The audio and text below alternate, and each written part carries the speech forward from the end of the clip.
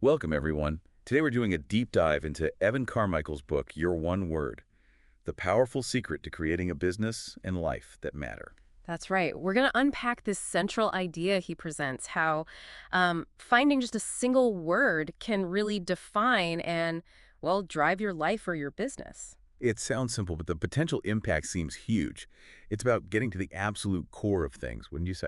Absolutely. It acts like a filter, really. Helps you cut through the noise and focus on what truly matters for you or, your company. And Carmichael's own story really brings this home. He talks about turning down these big six-figure jobs to start his own thing. Only to end up struggling, right? Barely making ends meet. Exactly. Feeling like a total fraud, apparently couldn't even afford basic things sometimes. It sounds like a really low point. It does. It really highlights that vulnerability, that moment where, maybe the safe path looks incredibly tempting. But then he had this I quit moment, which wasn't actually quitting the business, but more like quitting the way things were.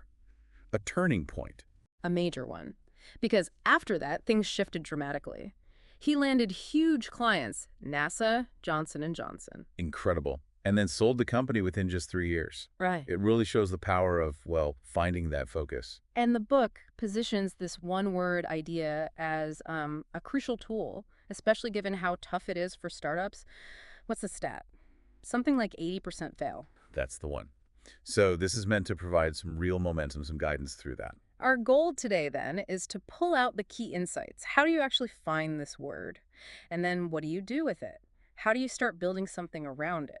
We want to give listeners some really practical takeaways here. For sure, whether you're, I don't know, hashing out a business idea, looking for funding, trying to nail your marketing, or even build company culture, the principles here are designed to offer clarity. And motivation, too, hopefully. It seems applicable no matter your background or specific goals. Definitely. It's meant to be pretty universal. Okay, so let's dig into finding that word.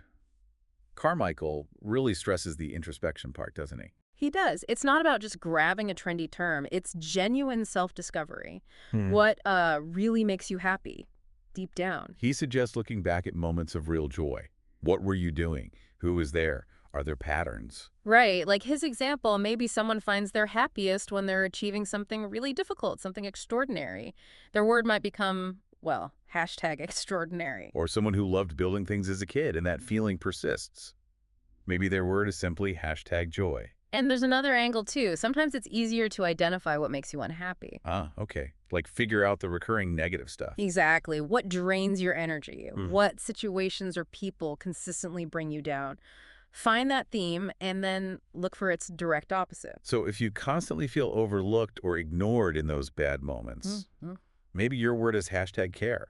Precisely. Or if feeling discouraged is a big theme, maybe hashtag inspire is the counterforce, the word you need. It's about flipping the negative into a positive guide. Interesting approach. Okay, so once you have a potential word, he talks about core selling. What's that about?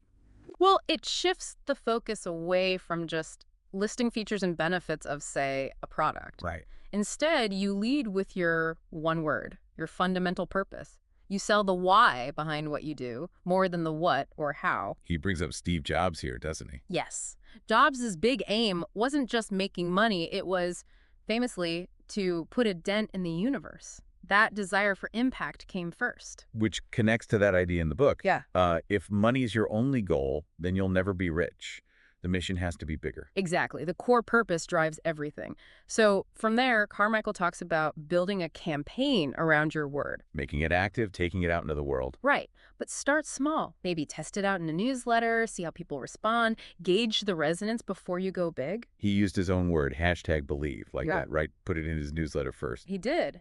And he saw engagement go up. People connected with it, so that gave him the confidence to then, expand it. Website, videos, social media. And it started a whole movement, with others using the hashtag. Which leads to another kind of fascinating point he makes, identifying an enemy. An enemy. That sounds a bit confrontational. Well, it's not about actual negativity. It's about defining what your one word stands against. It clarifies your message and gives your audience something to unite around, or rather against. Okay, I see. Like defining the problem your solution solves. Sort of.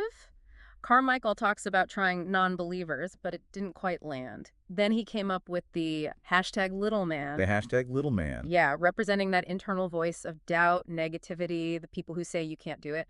That really clicked with his audience. It gave them a common foe to push back against, unified by hashtag believe. That makes sense. It galvanizes people. Then he talks about symbols, colors, even sounds. Right, making your one word more tangible, more memorable. How can you represent it visually or even orally? Like the Starbucks logo evolution he mentions. Huh. From complex text and image to just that iconic siren. Exactly. Instantly recognizable worldwide. Or the Intel bong sound, just a few notes, but you immediately know the brand. Sonic branding, they call it. Powerful stuff. And this one-word idea isn't just for external branding, is it? It goes right into the company itself. Absolutely. Building a company culture around it. It should influence everything: who you hire, the office environment, rituals, the language you use, even policies. He has that phrase, hiring misfits who are perfect fits. Right. People who might not fit the standard corporate mold, but who deeply resonate with your core value, your one word. They become your biggest advocates. So it permeates the whole organization. Yeah, And then, of course, it needs to guide actual business operations. definitely. How you interact with clients, focusing on listening, really connecting. How you choose suppliers looking for shared values, not just price. And even product development. Yeah. Making big decisions based on that core word. Yes, using it as a compass for those crucial choices, making decisions with the heart, guided by that word. But, and this is key, just understanding all this isn't enough, is it? Not at all. Carmichael is very clear. Insight without action is, well, useless. You have to actually apply these ideas to see any real change. Take that first step. Start aligning your actions with your word. And remember, everyone starts somewhere. It's rarely a smooth ride. He mentions folks like Oprah, Lincoln, people who faced huge challenges early on. It's a good reminder that struggle is often part of the process. Perseverance is key. Absolutely. Okay, so as we wrap up this deep dive on your one word, maybe we should quickly recap the main takeaways, a sort of 10-point summary. Good idea. Let's crystallize it. So, first point. Introspection is key to finding your word. Look at what makes you truly happy, find the common themes. Or look at what makes you unhappy and find the opposite, like finding hashtag extraordinary from loving big achievements or hashtag joy from building things. Second, core selling. Focus on your one word, your purpose, before features and benefits. Think Steve Jobs wanting to dent the universe. Money isn't the primary goal. Third, build a campaign. Test your word small, maybe a newsletter, then expand, like Carmichael did with hashtag believe, creating a movement. Fourth, identify an enemy your word stands against, like the hashtag little man representing doubt.